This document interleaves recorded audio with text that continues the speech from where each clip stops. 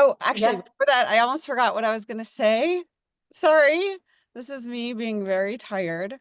Um, I wanted to actually provide a little bit of context. So I wanted to say why we hired Greener U when, and this was, Dallas was prior to being a part, founding her own organization, Trust. Dallas was part of Greener U when I was at Swarthmore and when we hired Greener U. And there's just to tell a quick little story. Um, this was before Andy was hired, when we first launched the decarbonization project, for a little while, I was essentially project managing, and it was extremely challenging. Um, and I had this aha moment when I spoke to the then head of Greener U about my challenges. And I had this realization that I lacked, there's a lot of lack in that moment. I lacked time, I lacked authority, I lacked bandwidth. I was housed in the president's office. And I realized that what I really needed was great project management. And while we had project managers, they were all maxed out. And when Dallas and Greener U came in, they did a lot of sort of interviews with people about what does great project management look like at Swarthmore, and what did really successful projects describe what good planning process had looked like at the college. And unanimously, they agreed that they had yet to experience that at Swarthmore. And what Greener U did, what Dallas and her team did under Dallas's leadership, was they set up ground rules and principles of engagement. Those actually stayed on the wall in the facilities conference room throughout the duration, I think beyond the duration of the project. They came in with clear agendas, specific outcomes for every single meeting.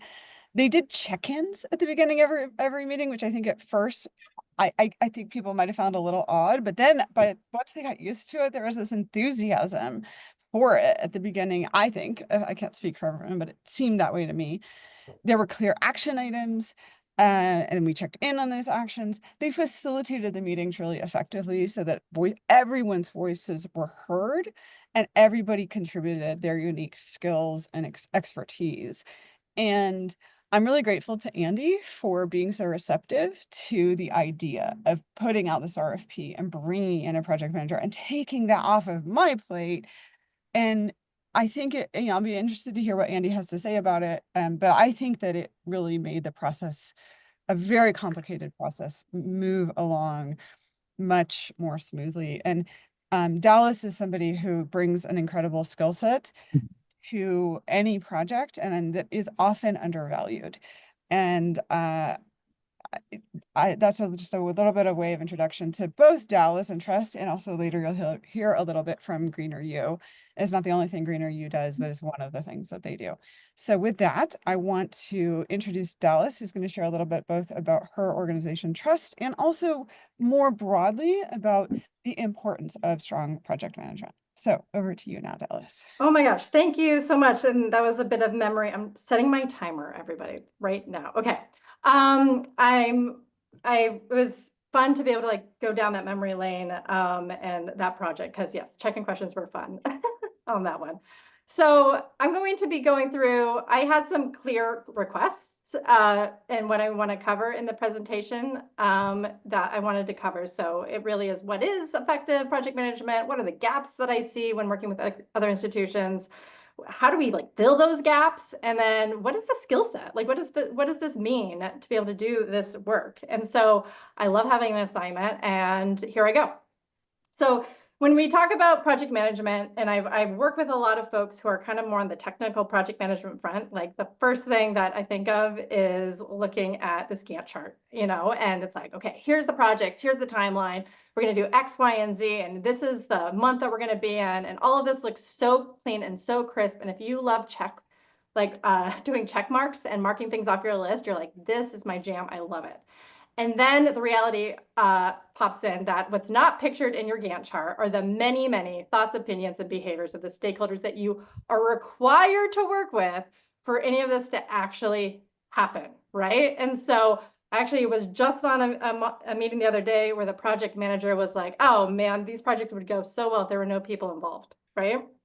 Um, so this is sort of that shift on project management. It's a realization that it's the facilitation and project management that is what's needed in these more complex projects, because our modern our projects are like more collaborative, complex environments. I mean, that is higher ed in a nutshell, right? Require more than just the technical oversight. They demand this effective facilitation to navigate the human side of this.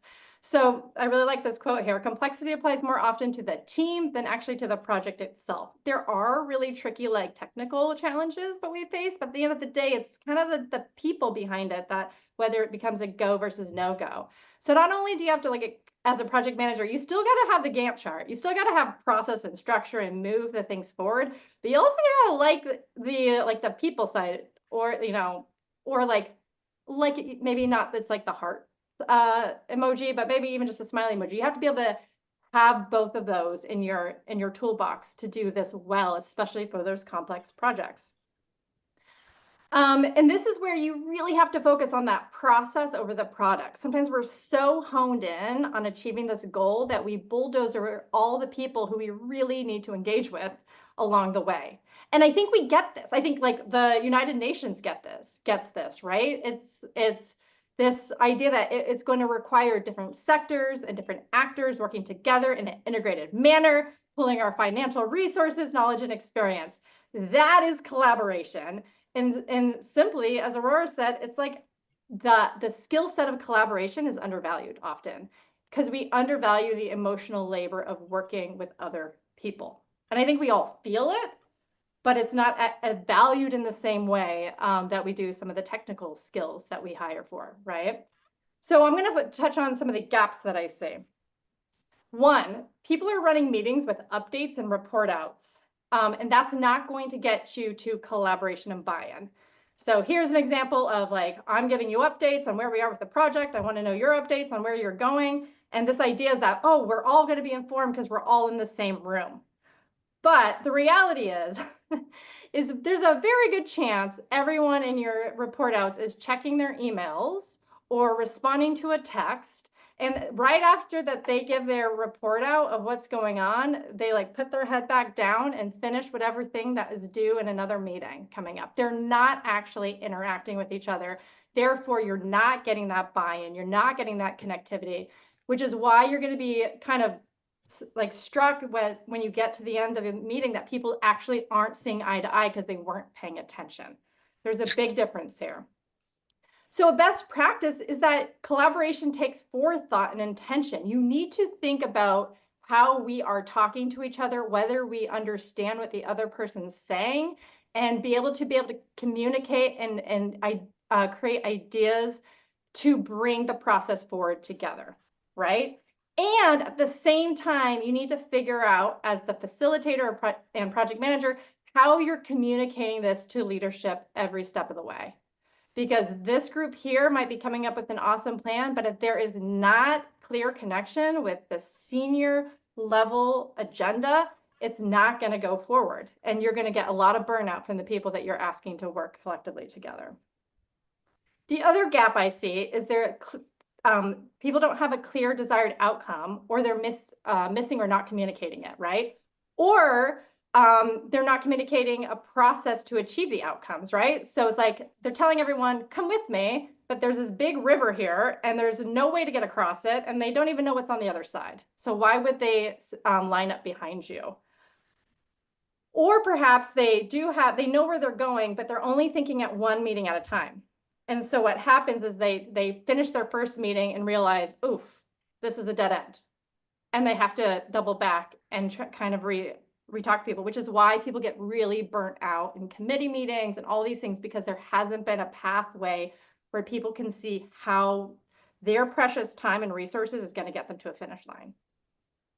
So best practice is to know where you are going and map out that path before you get started, right? And it's not going to be perfect, right? You're going to realize that one of these stepping stones is a little wobbly and maybe you got to figure out how to step to the left or to the right of it.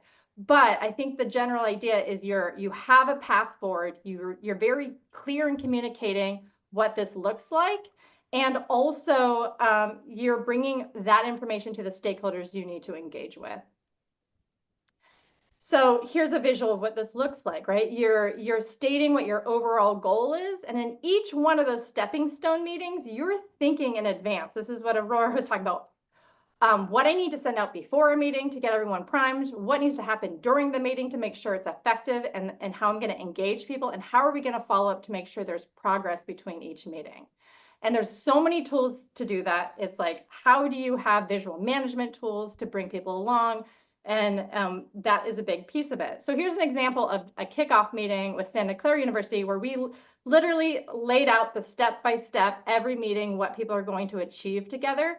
It's sort of like the Gantt chart, but like where people can understand what their role is in it. And speaking of their role, we also are very clear of their expectation and how we're going to use their time and what the meetings are for, so we can move them along and they know their place in this process. And this can be for a geothermal project all the way to a strategic planning project. It really runs the gamut. So the last gap that I'm going to mention is that we are underskilled in facilitating meetings with diverse stakeholders and challenging behaviors. We are afraid that this engagement will slow us down or create a bigger problem, right? And I do an activity when I'm doing my facilitation trainings where people get to identify which of these meeting behaviors they have in meetings. Like, I may or may not be an overtalker in a meeting. And also which ones show up in their meeting that really derail progress, right? So there's a lot going on here, and it makes sense that people get worried or angry at the idea that we have to engage with so many people for these really complex projects to work. I think Andy and I were talking beforehand, it's like messy and awesome and all those things, but anything worth doing has to be that way, because that's the shift. That's the big move that we're going for. So best practice is you need to invest in this skill set, right? Like invest in professional development as a skill set that's valued on your team, or choose an external consultant to support you in that work, or both, right? Because you need these core values of, these key facilitation skills of core values and active listening and questioning, and there's a science behind it. My background is behavioral science, so I really do look at this through behavioral theory and how we actually can utilize the challenging behaviors and flip the switch so they're actually the really valuable strengths in your meeting. And this is my segue slide, everyone. Segue to talking about, how do you develop that skill set on a team?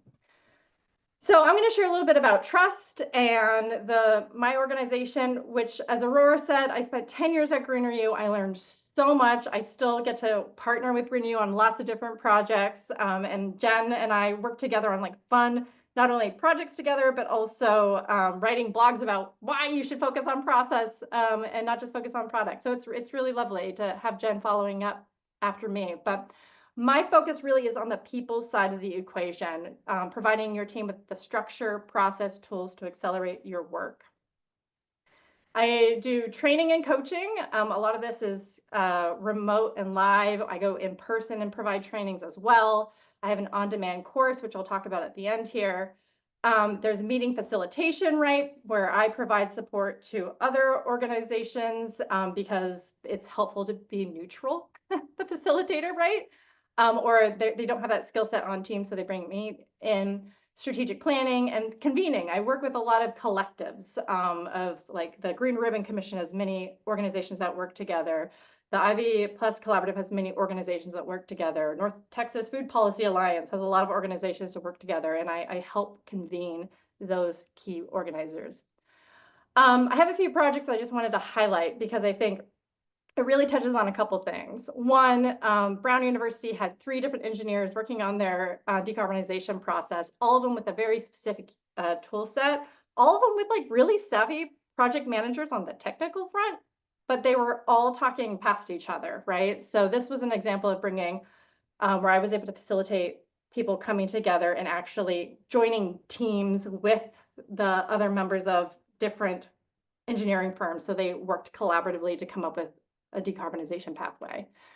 Dartmouth College was updating their plan, and now they're sort of shifting to a really cool process of kind of a decarbonization high level planning committee that I get to work with, Santa Clara University on their planning process, and Princeton on sort of how to hire more diverse people in regards to their construction and design phase.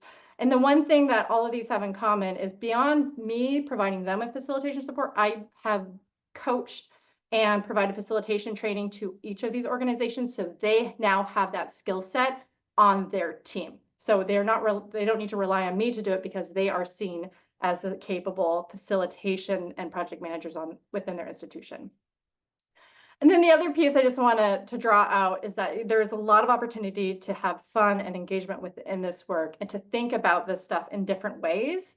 Because sometimes when people are like, oh, I have to work with other people, they feel frustrated and like this is not going to be fun. But I mean, look at this person laughing here. No, this was working with Pacific Northwest National Lab, and we actually created a strategic board game, a strategy board game with 8-sided die and all, to figure out, to teach community about waste to energy sites and where, environmental justice and where would you place those things and all that stuff. So there's so much you can do. Lastly, I know building a skill set in your team can be incredibly valuable. I wanted to create ways for people to do it that is affordable, and because not every organization can hire me to come in and support them in that way. So we have this Trust You, which is facilitation for organizational change, and this Trust Together of how to build dynamic teams through learning how to give and receive feedback and foster trust. So I'll leave it there. I think I'm at my time, and thank you all for listening. If you have any questions, put it in the chat and I'll follow up later.